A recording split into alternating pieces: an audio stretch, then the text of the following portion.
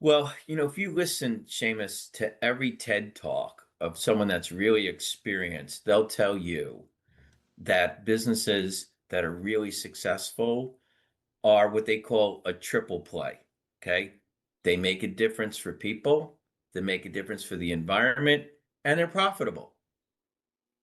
And so, really listen to the people that know what they're talking about. Um, and you'll find most people want a socially driven company, all things being equal, okay? All things being equal.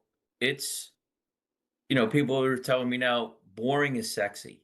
Okay, garbage bags are boring, but how we're doing it and what we're doing is sexy. Welcome to Landmark Difference Makers, where we interview people making a remarkable difference around the world. Get ready to be inspired. Let's jump in. Hello, everyone, and welcome to Landmark Difference Makers. My name is Seamus Ford, and today we're going to be interviewing Jack Licata, a former U.S. Air Force captain and innovative founder of BagUps, a company that makes eco-friendly trash bag solutions while providing employment opportunities for veterans and individuals with disabilities. In this interview, we're going to follow Jack's journey from military service to entrepreneurship and delve into how his experiences shaped his dedication to environmental sustainability and social responsibility.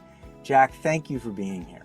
Thank you for having me, Seamus, and thank you for everybody who logged in to be with us tonight. Jack, why don't we just kind of start with a chronology? You entered the Air Force at what age?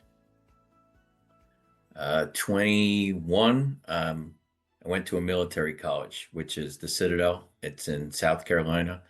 And so the day I graduated, pretty much I was in the Air Force. So that's And what then, happened. I never looked for a job. It was right there. I didn't have a job interview or a resume till I was 50 years old.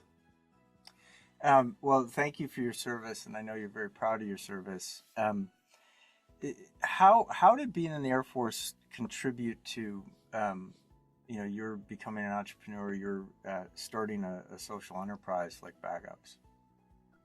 Well, I was there was an MBA program that I was taking when I was in the Air Force. I was a captain. I was in the nuclear missile program, so I was a nuclear missile launch officer, which meant 8 times a month I went on alert, which it's about a 2-day stint because you go underground and you don't stay till the next crew relieves you, and then you have the next day off or the rest of the day off, and then you go to school, and then you might have training and more training. So you had very few days off, and one day a month in the limited days I had off, I had to work in the office and answer the phones and do office work. And the last thing you had to do was change the garbage. Now, changing garbage isn't beneath me, but as an MBA student, I said, this is inefficient. I was really looking for time savings because you had to fluff the bag out, you had to go find the bag, you had to go down the hall. And he said, McDonald's and these big corporations pay big bucks just to save 3 seconds when they give you a soda by moving the machine closer, moving the ice closer. I said, why don't we make this more efficient? But there really was no way. That nobody had anything at the time. So he started going to Burger Kings and McDonald's and just sitting there and watching how people change the trash. And then, the person, whoever had to do it, had to go to saw it was full.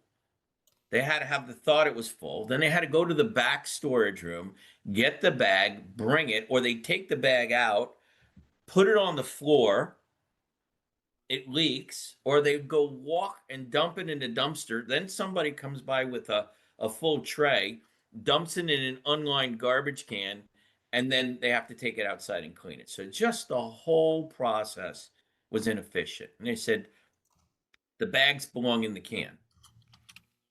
So you don't have to keep doing that. Now, people I know put bags in their garbage can, but then if it breaks, now you've got it all over your garbage bags. So I came up with a system where they're in the can. They just naturally, when you take one bag out, the next one is there and relines it. And when you get to the last bag, you don't put your hand in the can for anything. The box pops out, you refill it, and you start again.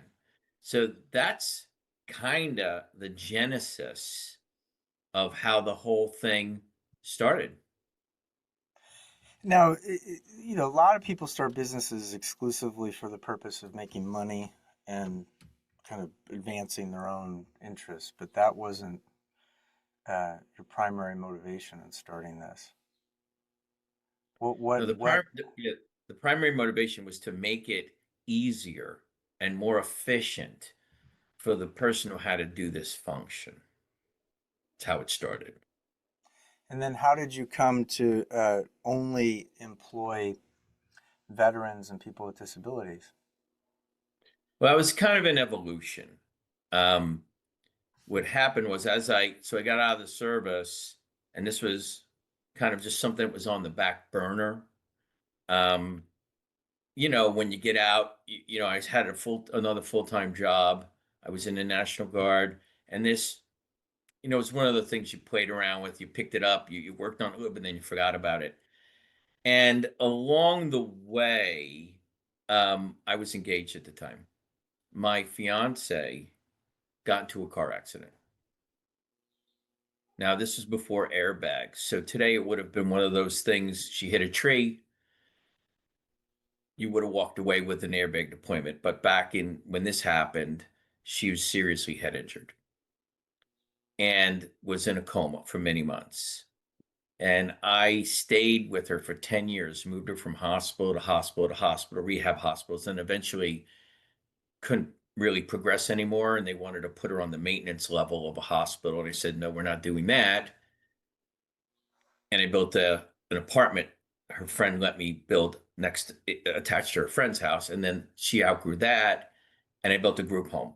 Eventually turned it over to in conjunction with the Long Island Head Injury Association. And so she lived there full time with her mom, by the way, because we built an apartment for her mom too, so they could be together.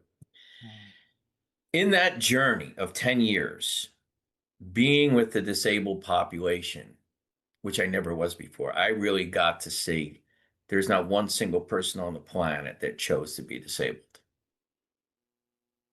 whether it was at birth or an accident or a drug or a crime where someone got hit in the head or a motorcycle accident. It happens in so many different ways. And my fiance was a doctor. She taught medicine at Albert Einstein University. Okay. And so if it could happen to her, it could happen to anybody, you and me tomorrow. I said, I have to make a difference for this segment of the population. If it's any way in my power, I'm going to do it. Mm. And then the Gulf War came along.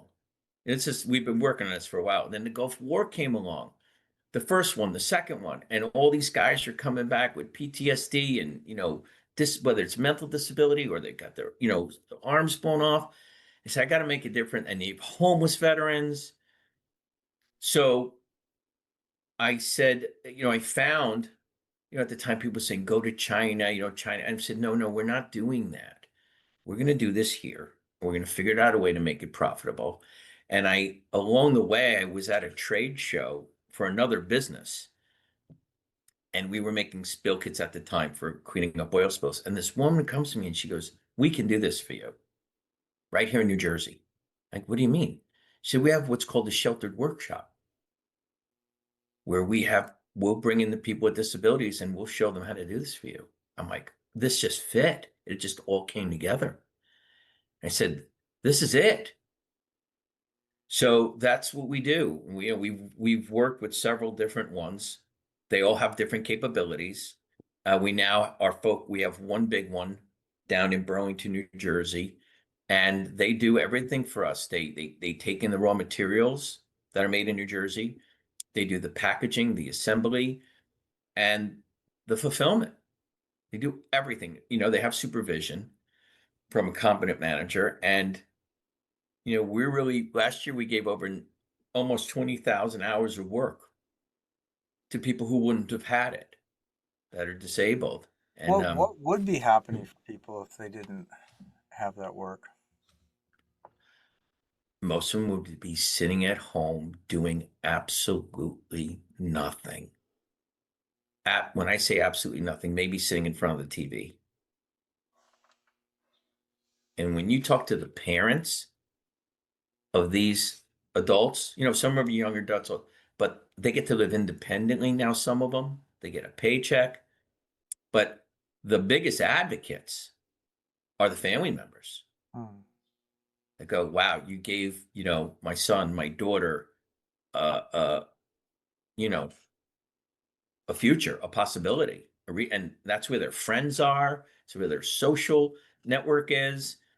And they'll tell you, hey, I make BagUps. Boy, they are so proud to wear the shirts and go, this is what I do. I make BagUps. And boy, you want to talk about dying and going to heaven. If you're having a bad day, you go to the occupational center and see how happy those people are that they're working. And you go, boy, that sets a context, you know. Well, I think that's really interesting.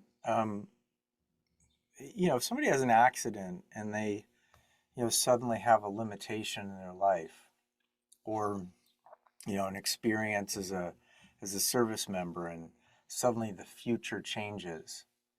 Um, when you talk about how happy people are, can you create for people what that really means to somebody who can have work again? It's hard. I mean, imagine this. You wake up every day and there's nothing. You're going nowhere. Maybe you're sitting in a wheelchair and all someone can do is put you in front of the TV and you have no future to live into. You really have no social network. No one's coming over to play with you or to hang out with you. And now every day you get picked up, either your parents take you or the van takes you, and you're going to see your friends Hmm. and you're going to work and you have like a meaningful existence and you have a future every day to live into. That's like, that's transformational. That's from no future to a future, something to do every day. I want to just uh, kind of do a thought experiment for a moment. Um, obviously, BagUps is a going concern and things are happening. But, you make me think of, like, the Shark Tank, where people are trying to pitch people for investments. And, having a business where your rule is that, we must employ only veterans or, people with disabilities. Um, that might not look like the best investment opportunity for somebody. Or somebody who's just kind of about business and about the objective of business. If you were to create a possibility that would have them see what you see in running a business that way, what would you create? Well, if you listen, Seamus, to every TED talk of someone that's really experienced, they'll tell you that businesses that are really successful are what they call a triple play. Okay. They make a difference for people, they make a difference for the environment, and they're profitable. And so, really listen to the people that know what they're talking about. Um, and you'll find most people want a socially driven company, all things being equal. Okay. All things being equal. One of the things we also do is the plastic that we use is biodegradable. So we found, this came along as we were building this company. It didn't exist when I started. And anything that comes out that's better for the environment or for the people, we're going to employ. So now we have biodegradable plastic. We ship through the post office so we don't add to the carbon footprint. We have a new formula that's coming out where 33% of the product is made from calcium carbonate. So it's made from stone, which for every 2 pounds of this product, you save 6.5 pounds of CO2, plus a huge amount of water, and you reduce the plastic by 33%. So if I was on Shark Tank, and I do speak to investors, and by the way, I do have a partner that was one of the sharks from Shark Tank. Okay. And when they heard this, okay, And they said, you guys are doing all these things to make a difference. That's something we want to be a part of. Mm. So, it's people are telling me now, boring is sexy. Okay, garbage bags are boring, but how we're doing it and what we're doing is sexy. You talked about a couple of, you gave a couple of statistics and distinctions around environmental concern. And I wanted to just ask you about, a biodegradable bag that is made of, some amount of stone, as you're saying. Why is that important for somebody who may not, well, people don't think about garbage. It's sort of you throw stuff in a bag and then it's gone and it's out of your space and you don't think about it anymore. But there really is an impact to the kind of plastic that we use with what we throw away. Can you say more about that? Well, studies have shown like 74% of the people do want to buy something given the alternative that is, environmentally forward thinking, all things being equal. And in this country, we also have a high amount of people that want to buy an American product, all things being equal, Uh-huh. you know? Um, so, when you tell people it's biodegradable, all things being equal, people go, yeah, I'll make my contribution. We're not asking you to go out and pick up garbage on the side of the street, but this is a way people can contribute to the environment by what they're purchasing, by what they're throwing away, how they're throwing it away. That's people, we say you're making a difference one bag at a time Hmm. for the environment and for the veterans and people with disabilities. When you say all things being equal, that reflects the pressure. You're talking about McDonald's and trying to save 3 seconds, and the pressure to be efficient and cost efficient. Um, I'm imagining it makes it a little unequal. In other words, if it's just dollar for dollar, uh, BagUps isn't it doesn't have the same advantage of somebody just making the traditional plastic bags. Yeah, we're, we're you can definitely buy the cheaper, no name imported bags off the So then shelf. that really points to the part of the value proposition that you're offering is to make a difference with everything involved in it.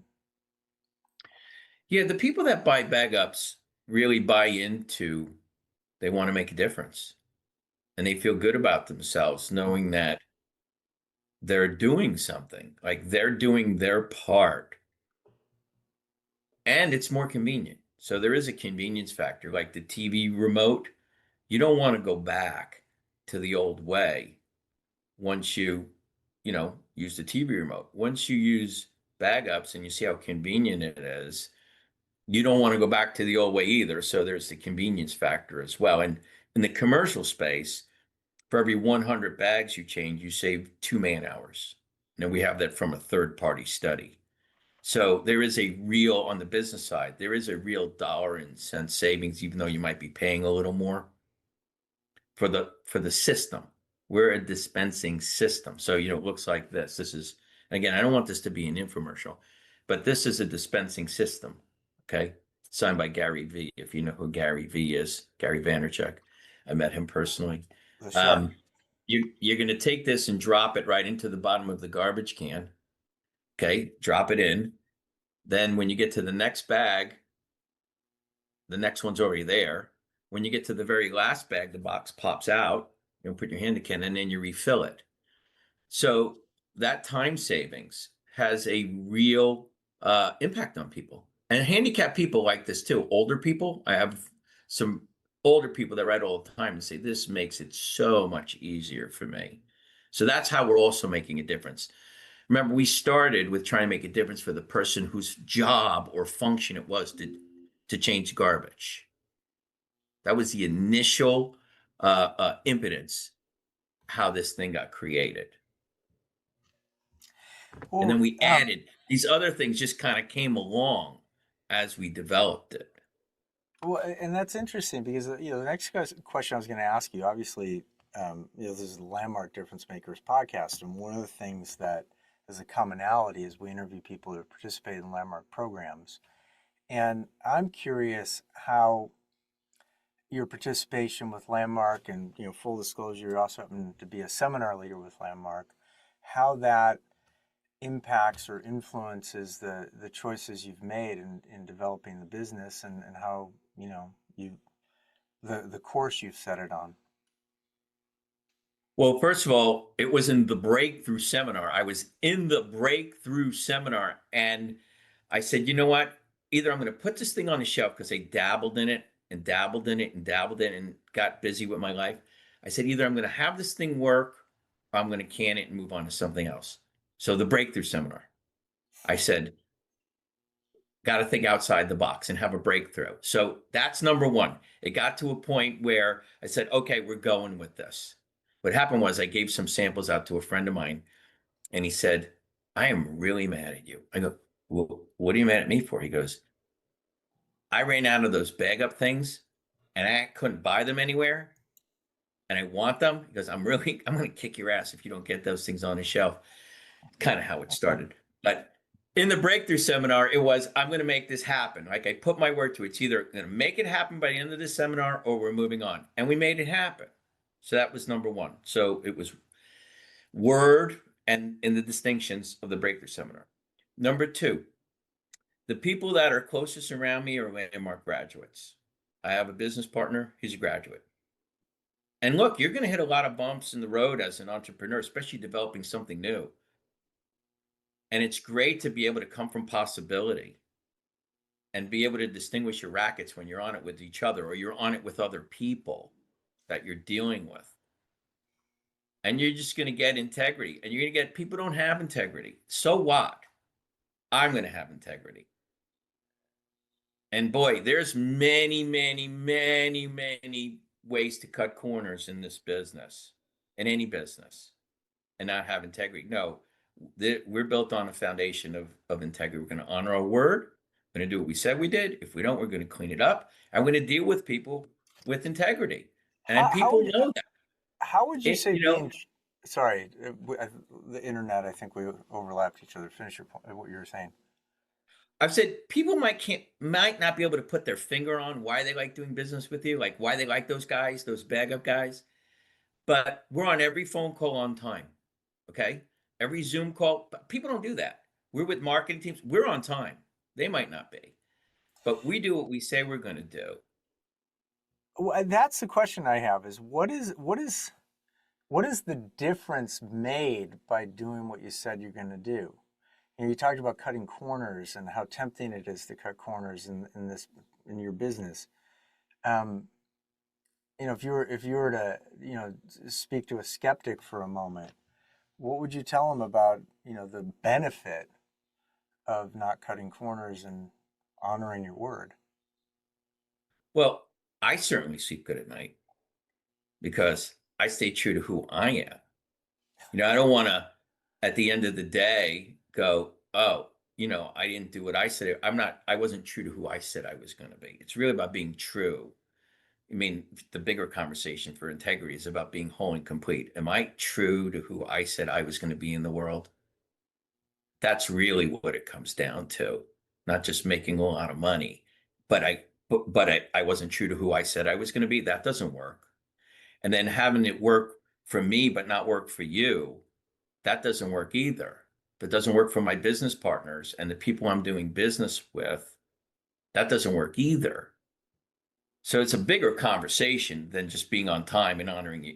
It's really about, does it work for everybody? Mm.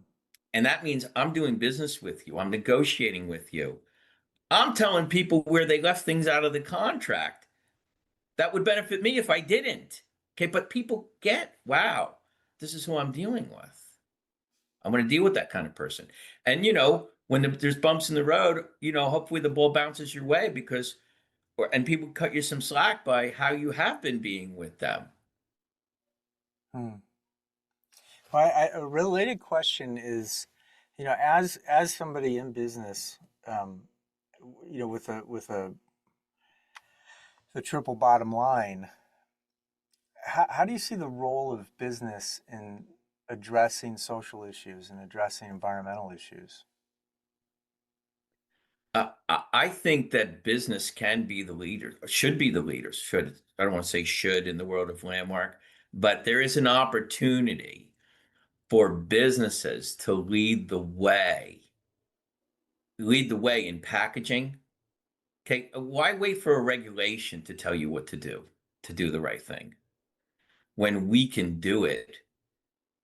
When we can do it ourselves, if you see the right way to do it, okay, and a cost-effective way to do it. I'm not saying you should put yourself out of business, but if the context is we're going to do it this way, my context is we're only going to employ veterans and people with disabilities and make it in America. And now that I backed myself into that, now how am I going to make that work? Yeah, yeah. So if businesses put it out there and then honor who they said they're going to be, we're going to be a thought leader. We're going to be an environmental leader. And I Well, think the role of there's an opportunity for businesses to to be that kind of stand in the world. what I hear is there's a real trust in that approach that you have, that is going to it is going to get you where you intend to go if you stay true to it. Yeah, I do trust that people want to do the right thing. I trust that. I Yeah, really do. yeah. I trust that people want to make a difference. I do. I trust that people want to make a difference. I trust that given the choice, people will choose what's better for the environment, for people in general, and for the bigger conversation. Mm. That's a stand I take. Is that the truth? I don't know, but that's where I'm standing. Well, I'll offer a little evidence for it. This weekend I installed a ceiling, I installed a light, and I installed a ceiling fan. And there were two different manufacturers, and the light was from a company that packed it with styrofoam, and the ceiling fan, which was actually much more complex packaging, was all molded biodegradable cardboard. No dye, just brown cardboard. And I was so delighted to install that ceiling fan because it really, when I went to the recycling bin, I could put almost everything in that package in the recycling bin, and that for me was like, yes, I would. If there was a premium, I'd rather do that. I feel like often, particularly when it comes to styrofoam packaging, and I'm, in my free time, I'm a big canoeer and kayaker and paddler in general, and I see a lot of a lot of this stuff ends up in rivers where I spend my time, and it just always bothers me that, you know, you're not given a choice, and it's really cool and um, as we say, enrolling, um, to be able to exercise that choice. Yeah, we're doing the best we can to make a difference. I mean, and some people notice, like they'll say, why did the shipping container, why was it plastic? I mean, some people get down to that level. Now, we don't choose it. The post office chooses it because we send through the post office. We say, well, put that in your plastic recycling. But some people get down to that level of, hey, I want to make a difference. Mm. And we did work on our packaging to make it, not flashy and add anything to it. Even the ink we used, and we even changed the color of our 30-gallon bags from black to white because we found out white is a better dye for biodegradability. So every time we find we can improve, we improve. And we went to a little meeting with Walmart last week, and as potentially trying to get on the shelf, and the guy said, "No, I like your packaging." He said, "It screams, you're environmentally friendly. It's not flashy and shiny, and you got extra stuff on it." So, we're working on it. But that was one of the comments he said in the space you're in. This is great that you're doing that. And this is recyclable. I mean, you're going to use this many times, but because you refill it, but if it does get messed up or something like that, it's recyclable.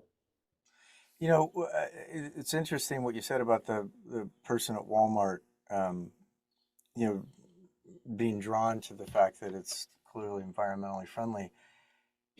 I would think, and maybe it's a myth, that's out there that, you know, a giant company like Walmart, for whatever criticisms it deserves, whatever criticisms people may have, is made up of people, and people feel a sense of responsibility for, the impact that they're having. Uh, is that your experience in business?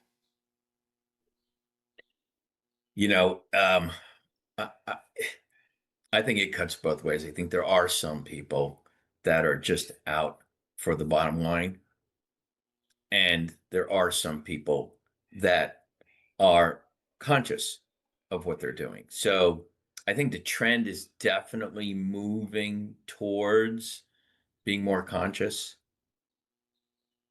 Well, I asked that question because, yes, there are people that, have no consciousness about it. Do you think it's a matter of the way a person is oriented, or is it a matter of awareness and consciousness of something? That's a good question. I never really thought about that. I think in anything, I used to have an environmental business when we first started recycling oil filters, and I find it follows a bell curve, okay? You always have your early adopters on the first tail. They want the newest, coolest, best thing, new technology, early adopters. And then you have people that are more in the middle. Okay, once it's more acceptable or it's easier, or oh, they're doing it, so I'll do it, or you know what? Now it is part of the culture, so they go for it. And then you have the people on the very tail end that are still pouring oil down the sewer. So, you know, let's hope that we get more people into right now we're kind of moving from the early adopters to more mainstream with regards to environmental consciousness and wanting to do the right thing. Well, let's hope that our highly educated Gen Y and Gen Z, recognizing they're going to inherit what we leave behind, will heighten that demand and hasten the change. Um, Yes. one of the things before we wrap up that I want to ask you is about uh, the being an entrepreneur is, famously not for everybody. And I'm curious if you find that being on an entrepreneurial journey, that there's anything you got a landmark specifically that supports you in that, or um, has anything to do with you having made that choice. Yeah. Every day when you wake up into no possibility, especially as an entrepreneur and things aren't going your way, you know, boy, how to go, okay, let me bracket this, let me put it aside, and let me deal with what's really right here rather than my story about it, and how to just be with what's right here. I have alarms I set on my phone. It goes off every couple hours and it says, what temporality are you in? Am I in the past? I have to ask myself constantly, am I in the past? Am I in the present, or am I in the future? And the future is really just an extrapolation of the past, right? So this work keeps me grounded in what's so, rather than, especially when things aren't going good, Mm, how to stay in the present and keep, moving forward to make a difference. And sometimes it's moment by moment, and that's our work. yeah, That's our work. um, context truly is decisive, and we always have a choice about the context that we hold whatever it is we're doing inside of. Yeah. Um, well, I have one last question. It's a question we ask everybody we interview. And, 100 years from now, nobody is who's participating with us right now or listening to this, at least right now, is going to be here. Which, human lifetime is very short. But I'm I want to give you a chance just to say, what do you want people to say about you when you're no longer here? Yeah, I want to say he made a difference. That's what I want to say. He made a difference. And he ran it out. Like, don't die with any potential. I don't want him to say he died with a lot of potential. He had a lot of potential. I want him to say, well, that's a guy that took it to the end, ran it out, and made a difference. There's no better joy in life. I have this sticker over here. It says, remember this, hold on to this. This is the only perfection there is, the perfection of helping others. This is the only thing we can do that has any lasting value or meaning. This is why we're here. So that I could say I made a difference. You know, who knows where this will go. Well, thank you. Thank you. It's really, really a pleasure and privilege to talk to you, Jack. Thank you, Seamus, and thank you everyone who came. There's a lot of Jack Licatas with their name under there. They must have got my, I forwarded, you can tell who I forwarded the link to, because they got my name. Thank you for listening to this episode of Landmark Difference Makers.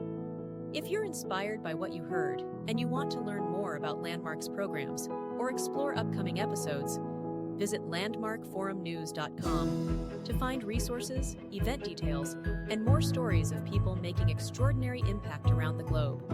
If you are already a part of the Landmark community, check out the Landmark subscription, designed to provide ongoing support in creating a life you love. Visit landmarkworldwide.com to learn more. Until next time, keep creating, keep contributing, and keep making a difference.